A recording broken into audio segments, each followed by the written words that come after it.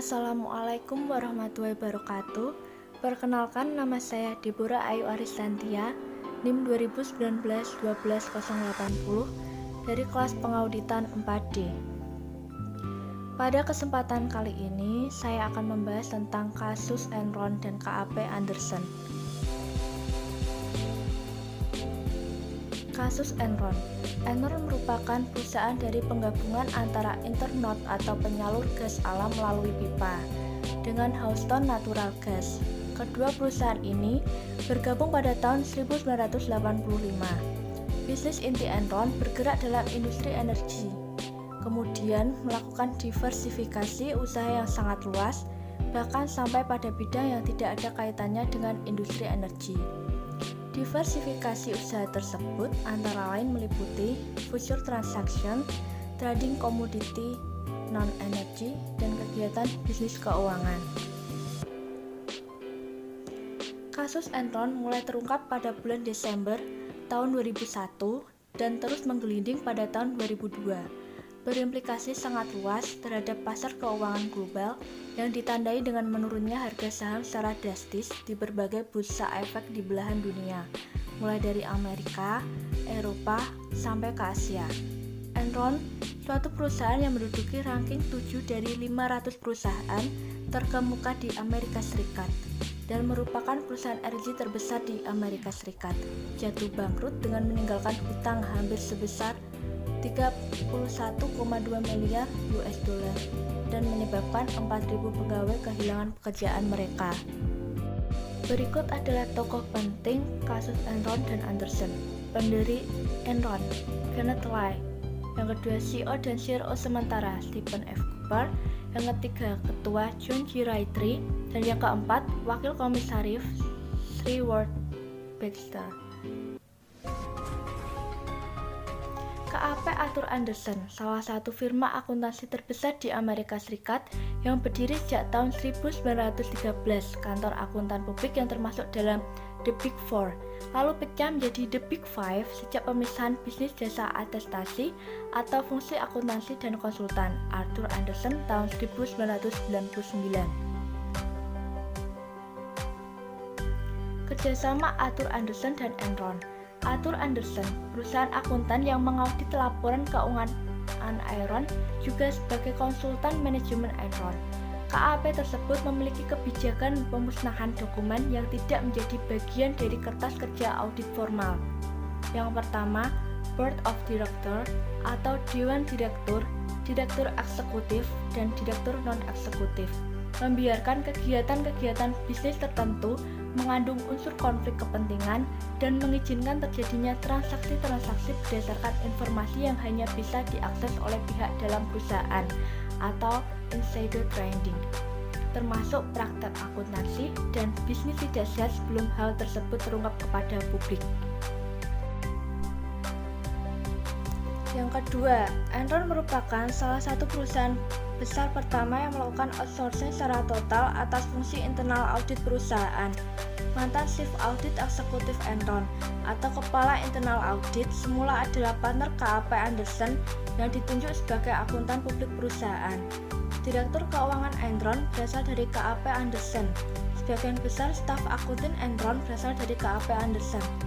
Yang ketiga, pada awal tahun 2001, partner KAP Andersen melakukan evaluasi terhadap kemungkinan mempertahankan atau melepaskan Enron sebagai klien perusahaan, mengingat resiko yang sangat tinggi berkaitan praktek akuntansi dan bisnis Enron. Dari hasil evaluasi diputuskan untuk tetap mempertahankan Enron sebagai klien KAP Andersen. Yang keempat, salah seorang eksekutif Enron dilaporkan telah mempertanyakan praktek akunting perusahaan yang dinilai tidak sehat dan mengungkapkan kekhawatiran berkaitan dengan hal tersebut kepada CEO dan partner KAP Andersen pada pertengahan tahun 2001. CEO Enron menugaskan penasihat hukum perusahaan untuk melakukan investigasi atas kekhawatiran tersebut, tetapi tidak memperkenankan penasihat hukum untuk mempertanyakan pertimbangan yang melatar belakangi akuntansi yang dipersoalkan.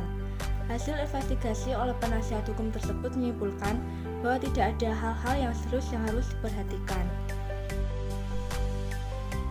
Yang kelima, pada tanggal 16 Oktober 2001, Enron menerbitkan laporan keuangan triwulan ketiga. Dalam laporan itu disebutkan bahwa laba bersih Enron telah meningkat menjadi 393 juta US dollar, naik 100 juta US dollar dibandingkan periode sebelumnya. CEO Enron, Kenneth Lai, menyebutkan bahwa Enron secara berkesinambungan memberikan prospek yang sangat baik. Ia juga tidak menjelaskan secara rinci tentang pembebanan biaya akuntansi khusus sebesar 1 miliar US dollar yang sesungguhnya menyebabkan hasil aktual pada periode tersebut menjadi rugi 644 juta US dollar. Para analisis dan reporter kemudian mencari tahu lebih jauh mengenai beban 1 miliar tersebut. Ternyata berasal dari transaksi yang dilakukan oleh perusahaan-perusahaan yang didirikan oleh CFO Enron. Yang keenam, pada tanggal 2 Desember 2001, Enron mendaftarkan kebangkrutan perusahaan ke pengadilan dan memecat 5.000 pegawai. Pada saat itu terungkap bahwa terdapat hutang perusahaan yang tidak dilaporkan senilai lebih dari 1 miliar dolar. Yang ketujuh, Enron dan KAP Anderson dituduh telah melakukan kriminal dalam bentuk penghancuran dokumen yang berkaitan dengan investigasi atas kebangkrutan Enron. Yang ke-8, KAP Anderson diberhentikan sebagai auditor Enron pada pertengahan Juni 2002.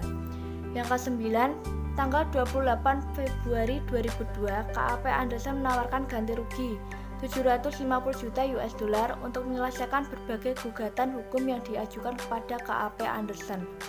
Yang ke-10, pemerintahan Amerika melarang Enron dan KAP Anderson untuk melakukan kontrak pekerjaan dengan lembaga pemerintahan di Amerika. Yang ke-11, tanggal 14 Maret 2002, Departemen Kehakiman Amerika memvonis KAP Anderson bersalah atas tuduhan melakukan penghambatan dalam proses peradilan. Yang ke-12, tanggal 22 Maret 2002, mantan Ketua Federal Reserve Paul Volcker yang direkrut untuk melakukan revisi terhadap praktek audit dan meningkatkan kembali citra KAP Anderson mengusulkan agar manajemen KAP Anderson yang ada diberhentikan dan membentuk suatu komite yang diketuai oleh Paul sendiri untuk menyusun manajemen baru. Yang ke-13, tanggal 8 April 2002, seorang partner KAP Anderson, David Duncan, yang bertindak sebagai penanggung jawab audit Enron, mengaku bersalah atas tuduhan melakukan hambatan proses peradilan dan setuju untuk menjadi saksi kunci di pengadilan bagi kasus KAP Anderson dan Enron. Yang ke-14, tanggal 15 Juni 2002, juri federal di Houston menyatakan KAP Anderson bersalah telah melakukan hambatan terhadap proses peradilan. Pembahasan masalah. Menurut teori fraud, ada 3 komponen utama yang menyebabkan orang melakukan kecurangan, manipulasi, korupsi, dan sebangsanya atau perilaku tidak etis, yaitu opportunity, pressure, dan rationalization.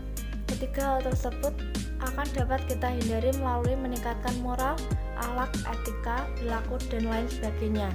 Karena kita tidak meyakini bahwa tindakan yang bermoral akan memberikan implikasi terhadap kepercayaan publik. Praktek bisnis Enron yang menjadikan bangkrut dan hancur serta berimplikasi negatif bagi banyak pihak. Pihak yang dirugikan dari kasus ini tidak hanya investor Enron saja, tetapi terutama karyawan Enron yang menginvestasikan dana pensiunnya dalam saham perusahaan serta investor di pasar modal dalam umumnya. Miliaran dolar kekayaan investor terhapus seketika dengan meluncurnya harga saham berbagai perusahaan di Bursa Efek. Dilihat dari agensi teori, Anderson sebagai KAP telah mencederai kepercayaan dari pihak stockholder atau prinsipal untuk memberikan suatu finance information mengenai pertanggungjawaban dari pihak agen dalam mengemban amanah dari prinsipal. Pihak agen dalam hal ini, manajemen Enron, telah bertindak secara rasional untuk kepentingan dirinya dengan melupakan norma dan etika bisnis yang sehat.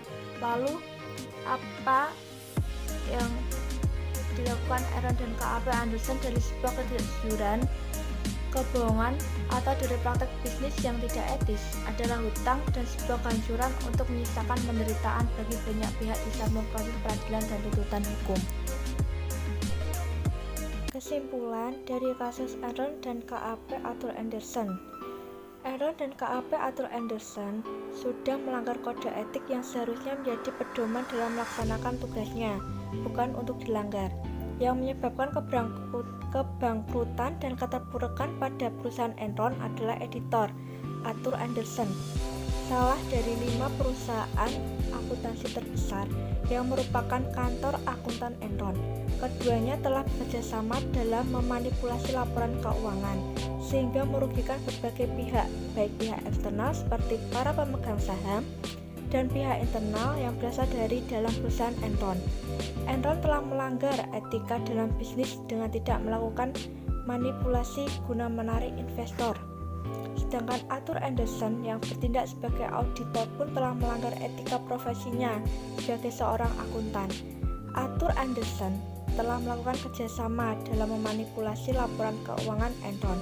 Hal ini jelas Arthur Andersen tidak bersikap independen sebagaimana yang seharusnya sebagai seorang akuntan. Sekian pembahasan mengenai kasus Enron dan Arthur Andersen.